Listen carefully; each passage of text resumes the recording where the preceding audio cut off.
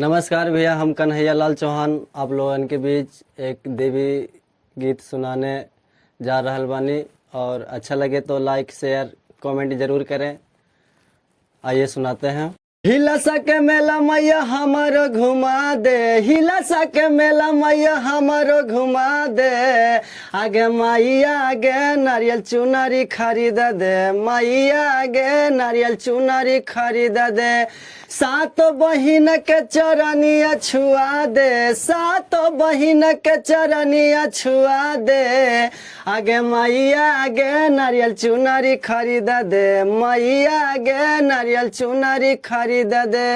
कि हमारा लागल हा कौलसा कलसा की न देना गे, कि करबो नमी न बारात दुर्गा पाठ की न देगे। कि हमारा लागल हा कौलसा कलसा की न देना गे, कि करबो नमी न बारात दुर्गा पाठ की न देगे। अड़हुल के फूलवा के माला मैया कीन दे, अड़हुल के फूलवा के माला मैया कीन दे। आगे मैया आगे नारियल चुनरी खरीद दे, मैया आगे नारियल चुनरी खरीद दे। कि कैसे बेटावा के दुखवा नहीं बुझाही गे, मनिंदर चल गेलौ साथे हमहू चल जइबौ गे। कि कैसे बेटावा के दुख नहीं बुझाही गे, मनिंदर चल गेलौ साथे हमहू चल जइबौ गे।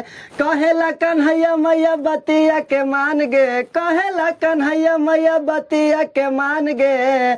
आगे मैया आगे नारियल चुनरी खरीद दे, मैया आगे नारियल चुनरी खरीद दे। हिलसा के मेला मैया हमारा घुमा दे, हिलसा के मेला मैया हमारा घुमा दे। आगे मैया आगे नारियल चुनरी खरीद दे, मैया आगे नारियल चुनरी खरीद दे। सात बहिन के चरनिया छुआ दे, सात बहिन के चरनिया छुआ दे। आगे मैया आगे नारियल चुनरी खरीद दे, मैया आगे नारियल चुनरी खरीद दे। भजन अच्छा लगा होगा तो लाइक जरूर कीजिएगा भैया।